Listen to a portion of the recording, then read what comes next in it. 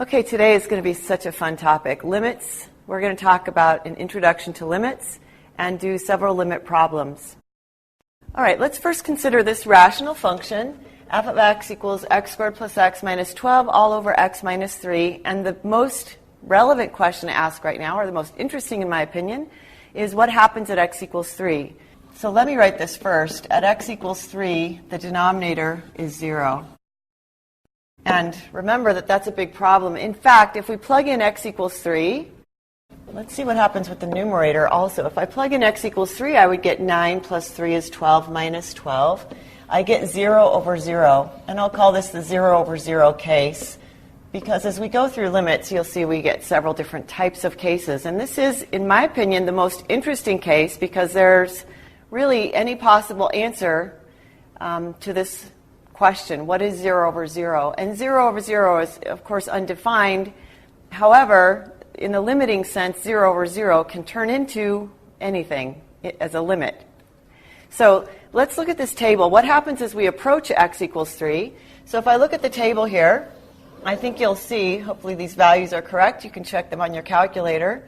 So here's the most interesting question, what's happening when x equals 3. But look at what happens as x gets really close to 3 in different ways. So from the top, if x is just above 3, we get something that's just above 7. And if x is just below 3, we get something that's just below 7.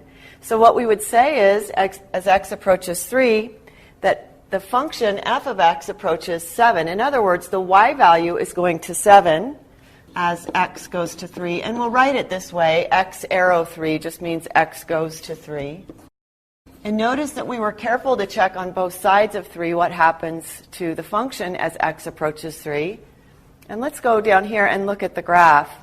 So algebraically, I'll come back to this in a moment, but graphically it looks something like this. There's a hole in it, though. Let's look at it algebraically. One thing to keep in mind is when I plug in x equals 3 and I get the 0 over 0 case, if x equals 3 makes the numerator 0, then x minus 3 is the corresponding factor that has to be a factor of the numerator. And that's helpful because trying to factor the numerator now will be a little bit easier now that I already know one of the factors. And so the other factor is going to be x plus 4, so that at the end, when I multiply out, I will get negative 12. And in the middle, negative 3x plus 4x will give me the 1x that I need.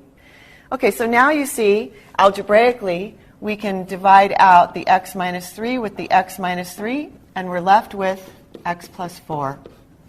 So what we have really here, let's look at this line over here.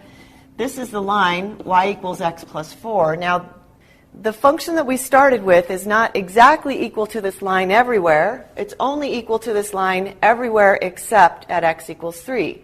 At x equals 3, the y value is approaching 7, but really we have an open dot there at x equals 3 and y equals 7. So at this point here, the function we started with looks exactly like this line everywhere, except at that point, it's basically a hole. You can imagine a road that you're driving down, and you come upon an intersection, for instance, that you just can't get through. You can see the road continues on the other side, like this line continues on the other side of the hole, but you can't actually get across the hole. That's a good visual for you to keep in mind when you're talking about a limit in this sense. Let me go back and write one more thing here before we go on to the next page to define a limit. So what I would say about this function, let's write this formally down. I'm going to take the limit as x goes to 3 of this function.